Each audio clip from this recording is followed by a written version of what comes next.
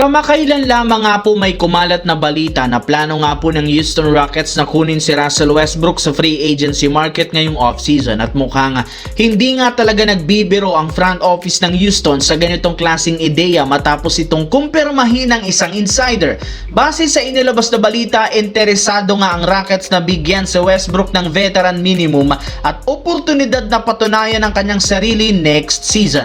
Plano ng team gamitin siya bilang bagong backup point guard ni Fred VanVleet off the bench. Though alam ng Houston na hindi ganun kagandahan ang laro nito sa dami na kanyang ginagawang turnover, willing pa rin ng Rockets na paglaruin ito sa kanilang lineup. Hindi pa rin naman matatawaran ang husay ni Westbrook sa playmaking, sa defense at impact, lalo ang kanyang mga ginagawang hustle plays. Kaya posibleng mapakinabangan nila ito sa kanilang kampanya next season na siyang ikatutuwa rin naman ng kanilang star player na si Kevin Durant. Samantala, nakabuo na nga po mga idol ang Philadelphia 76ers ng napakasolidong lineup simula nang makuha nila si Jaylen Brown sa trade mula sa Boston at si LeBron James naman sa free agency. Kaya isa nga sila ngayon sa itinuturing na pinakamalakas na koponan sa Eastern Conference na may malaking tsansang mag-compete sa championship.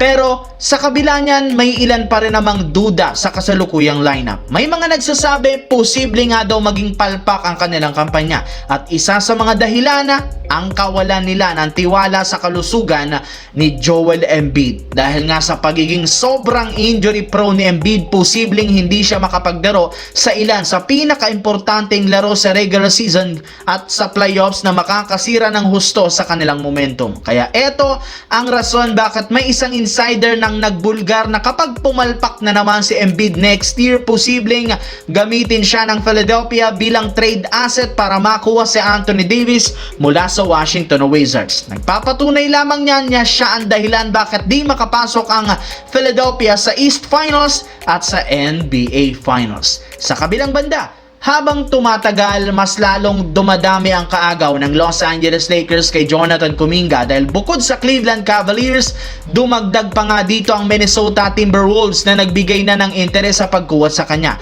Dahil sa pangyayaring ito, mukhang nagsimula na rin namang magseryoso ang Lakers. Ayon sa ibinalita ni Mike Scotto, simula nga po sa 10 million per year, tinaasan nga ito ni Rob Pelinka ang offer kay Kuminga na meron ng $15 million kung saan umabot na ito sa 3-year contract, $45 million. As of now, sila nga ang may pinakamalaking offer kay Jonathan Kuminga, gayong ang kaya lamang i-offer ng Cavaliers at Wolves umaabot sa $6 million na mid-level exception. Kaya mukhang mas tumaas ngayon ang confidence ng Lakers na makuha si Kuminga mula sa Atlanta Hawks sa isang sign and trade deal. Makakapag-open pa sila ng cap space since balak na rin naman nilang i-trade ang ilan sa mga player na sina Jared Vanderbilt at Dalton Knecht para lamang makuha si Jonathan Kuminga.